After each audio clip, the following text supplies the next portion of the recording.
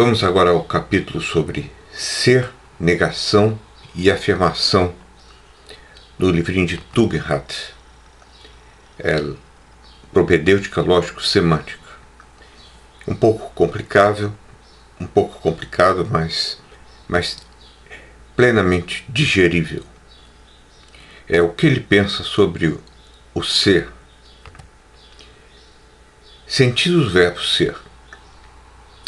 Parte 1. Historicamente, em filosofia se distinguiu 3 sentidos principais da palavrinha ser: o ser da cópula, o ser da identidade e o ser da existência. Exemplo de ser da cópula: a estrela da tarde é um planeta. Ele introduz a predicação: é um planeta. Aqui o é serve para introduzir o predicado, e a forma lógica dessa frase é do tipo sujeito-predicado, ou FA. Gramaticalmente, o é aqui parte do predicado, um sintagma verbal, dando a entender que o objeto A cai sob o conceito F. 2. Exemplo de ser da existência. Deus é. Eu sou. Je suis, diz Descartes. No sentido de Deus existe, eu existo. Isso é pouco usado em português, mas dá para entender. Aqui o é tem o sentido de existe, não funcionando como um predicado lógico, mas apenas como um predicado gramatical. 3. Exemplo de ser da identidade. A estrela da tarde é a estrela da manhã. Nesse caso, o é significa é idêntico a, podendo ser substituído por um sinal de igualdade. A estrela da manhã igual a estrela da tarde. Qual a relevância dessas distinções? Ora, é que filósofos se confundiram precisamente por desconhecê-las ou por não tê-las em mente.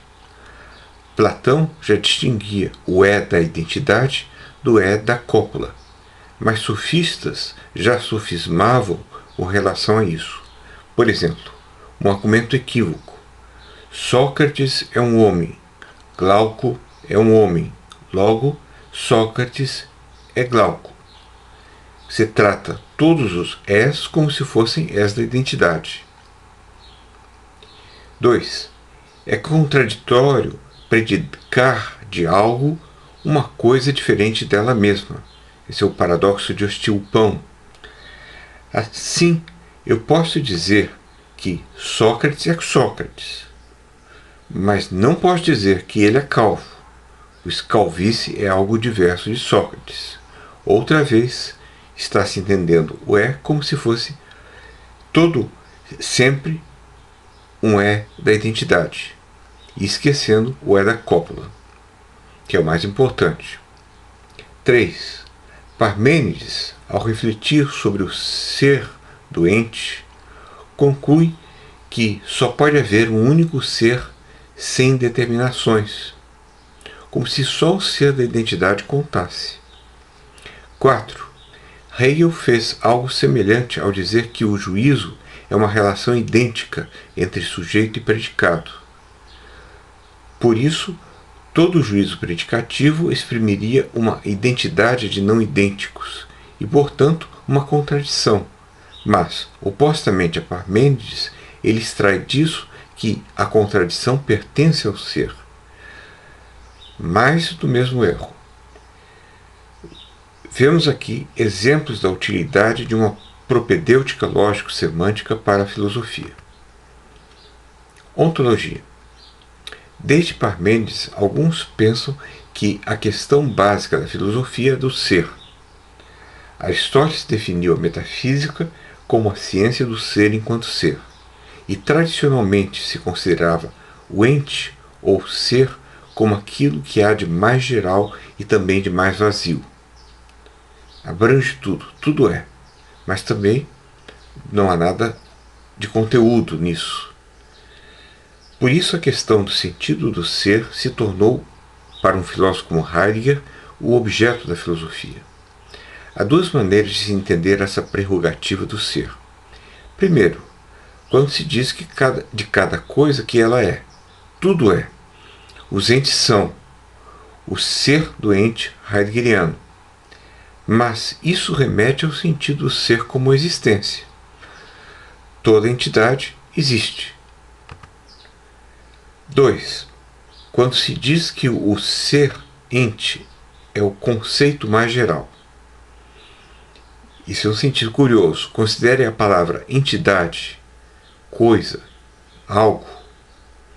Tudo é ente, tudo é algo. Essa foi a questão medieval. Mas o que o tem a ver com o conceito? Resposta. Para Aristóteles, o sentido básico da palavra ser é o da cópula. Diria respeito a isso. Ele classificou todos os predicados em gêneros supremos, as categorias, sendo as mais importantes as de substância, exemplo, cavalo, qualidade, exemplo, ele é marrom, quantidade, exemplo, ele tem 2 metros de altura, e relação, o cavalo pertence ao João. Esses são os tipos supremos de conceitos gerais. Mas há um conceito ainda mais universal? Resposta: sim e não. Não, porque não há nada com conteúdo comum a eles. Sim, porque como todo conceito é dito via cópula, algo sobre um objeto, todo conceito expressa uma determinação do ser, estando no lugar de um, sendo desse modo de algo. Se Aristóteles diz que o ente é o que há de mais geral, ele entende por ente não os objetos, mas suas determinações, e nesse caso o ser estaria no lugar da cópula. Uma frase como ele nada para Aristóteles seria reformulada como ele é nadante. O ser da cópula seria o ser mais geral, uma omniabrangente. Segundo Tugendhat, na Idade Média deixou-se de se atentar para o ser da cópula, talvez com razão, relacionando com um enunciado inteiro. Assim, pensou-se no conceito como conteúdo representacional, sendo ente, ens, aquilo que é comum a todos os conceitos como conteúdos representacionais. Tugendhat cita: Aquino diz: aquilo que o entendimento concebe como mais conhecido e aquilo a que ele reduz todos os conceitos é o ente. Scotus diz: o objeto primeiro de nosso entendimento é o ente. Hegel caracteriza o ser como o imediato e indeterminado, ligando-se a essa tradução. Ele se pergunta a seguir se há um sentido unitário da palavra ser. Heidegger assume isso como um pressuposto, mas nunca o discute. Mas não há argumentos que comprovem isso.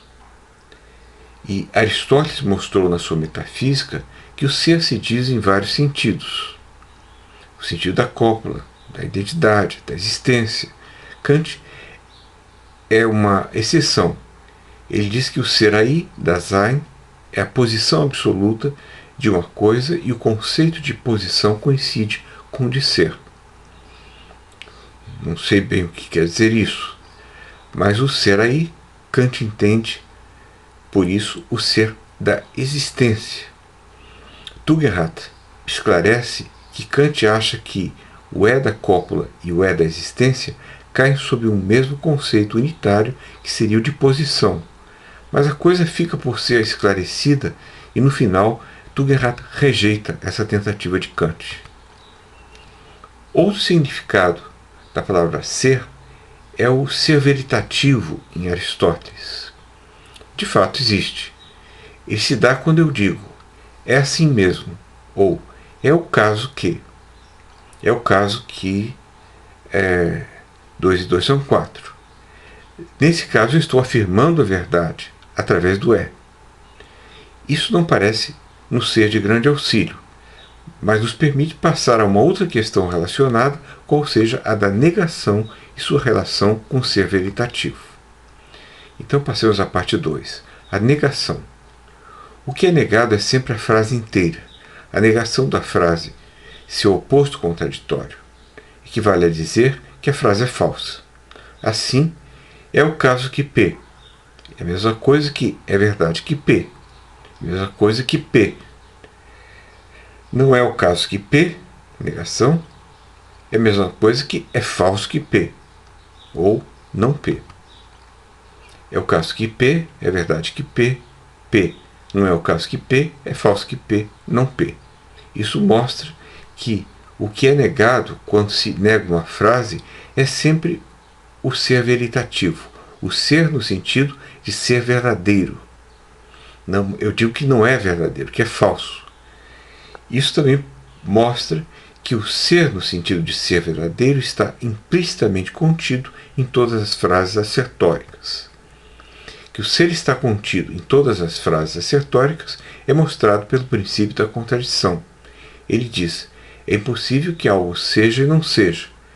É impossível que algo seja e não seja o caso. Se afirma e se nega ao mesmo tempo, não se diz nada. Isso mostra que o ser veritativo está implícito no uso de qualquer frase assertórica, pois ele é a força assertórica. Ele é o mesmo que a pretensão de verdade da frase. É dizer que a frase é verdadeira, é pretender que ela é verdadeira, dar-lhe uma força assertórica. Isso também indica que a negação se refere à asserção, e não ao que Kant chamou de posição. Questões importantes. Será que somos realmente forçados a aceitar que toda frase tem um momento de asserção e, com isso, um ser implícito no sentido de ser verdadeiro? Resposta. Frege mostra claramente que não no artigo de Verneinung, a negação. Ele diz que toda afirmação corresponde a uma pergunta, mas a pergunta não assere o pensamento. O pensamento no sentido de conteúdo. Ela não tem força assertórica. Podemos compreender ou apreender um pensamento sem asseri-lo. Frege usa o símbolo, esse símbolo aí, o símbolo da asserção, que ele adiciona à expressão do pensamento P. Daí o resultado: eu assiro, eu afirmo, eu julgo P. Isso é diferente de não P, que nada, de será que P, de eu me pergunto que P, que nada afirma. Frege também notou que frases assertóricas que ocorrem como frases componentes em disjunções e em frases condicionais são usadas também sem força assertiva. Exemplo: chove não chove. Eu afirmo que P ou não P. Tanto P quanto não P não estão sendo asseridos. É o todo que está sendo asserido. Se neva, o jogo não se realiza. Tanto P quanto Q não estão sendo afirmados. É o todo que está sendo afirmado e não as unidades. Então, a asserção não está, por exemplo, nesse não P. O não P não tem nada a ver com a afirmação, que está aqui simbolizada. Assim, pertence à própria linguagem natural a convenção segundo a qual frases componentes em disjunções e condicionais perdem a sua força assertiva. Segunda questão: em que relação estão a negação e a asserção uma com a outra? Na tradição, afirmação e negação foram vistas como os dois polos de igual valor, um erro. Mas veremos que isso é errado adicionando duas questões. Há uma distinção clara entre juízos afirmativos e negativos? Para a tradição, sim. Nós teríamos juízos afirmativos versus juízos negativos. Mas a resposta verdadeira é não. E os argumentos? Se a afirmação contém uma força assertiva, então a negação deve conter uma força negativa. Mas Frege refutou isso no ensaio a negação, em que ele considera frases como Cristo é mortal, Cristo vive eternamente, Cristo não é mortal, Cristo é mortal. Onde temos aqui um pensamento afirmativo e onde temos um pensamento negativo, difícil estabelecer. Além disso, considere que toda frase universal é equivalente a uma frase particular e vice-versa. Por exemplo, para todo x, fx é igual a não existe x tal que não fx. Existe x tal que fx equivale a não é o caso que todo x não fx. Só faz sentido falar de frases positivas ou negativas quando são frases predicativas singulares, onde o predicado não está delimitado por outro predicado contraditório. Por exemplo, isso é vermelho versus isso não é vermelho. Mas isso não vale para predicados com diversidade, como isso é mortal versus isso é imortal.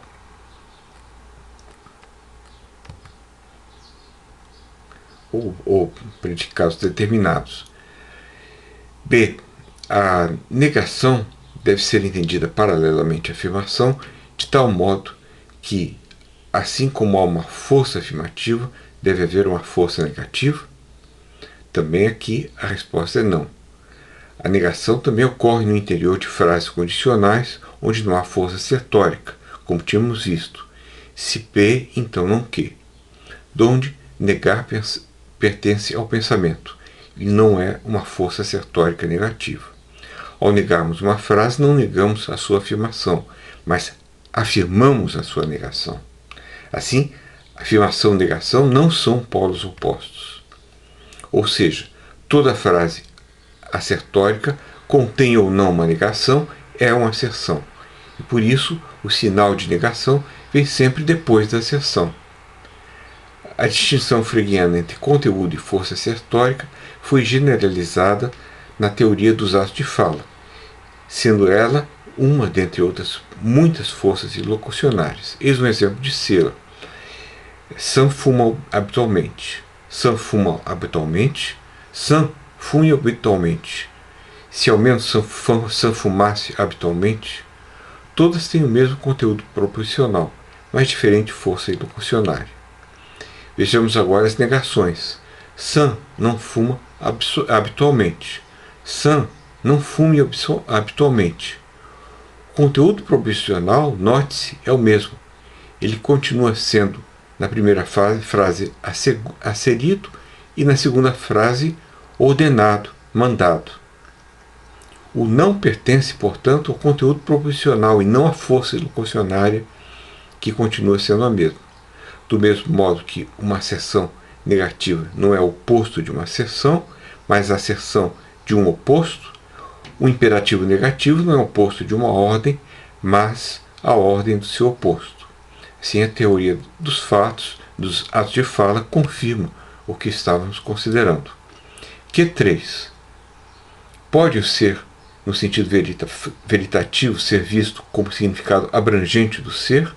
A resposta é não.